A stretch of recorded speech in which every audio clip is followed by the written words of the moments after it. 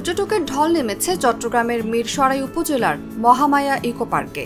ঈদের দিন দুপুরের পর থেকে পর্যটক আসা শুরু হলেও শুক্রবার সকাল থেকে ছিল উপচে পড়া ভিড়। ছুটি পেয়ে দেশের বিভিন্ন স্থান থেকে পরিবারের সদস্য ও বন্ধু বান্ধব নিয়ে এখানে ছুটে আসেন অনেকেই।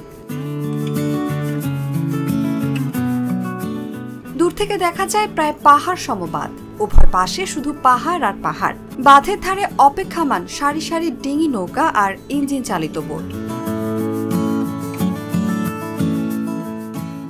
বোটে ঘরে 11 বর্গ কিলোমিটার আয়তনের লেক ঘুরে বেড়াচ্ছেন ভ্রমণ পিপাসু লোকজন। পাহাড়ের কোল ঘেঁষে লেকের স্বচ্ছ পানিতে তাকাতেই দেখা যায় নীল আকাশ। পূর্ব দিগন্তের সারি পাহাড়ের বুক চিরে যেতে যেতে লেকে মজা করে কায়াকিং করছে অনেকেই।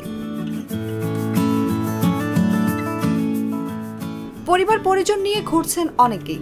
কিছু দূরেই দেখা গেছে পাহাড়ের কান্না, অঝরে কাঁদছে, অথচ তার কান্না দেখে নিজের কাঁদতে ইচ্ছে হয়নি। উপরন্তু কান্নার জলে গা ভাসাচ্ছে অনেকেই।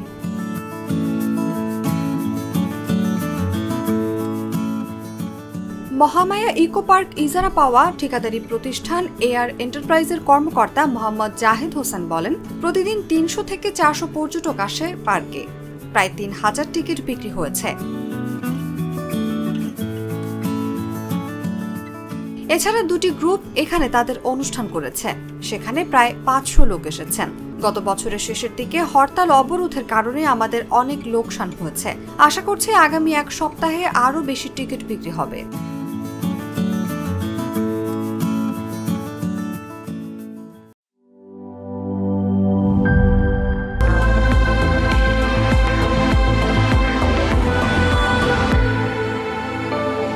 Hurley, be a show stealer.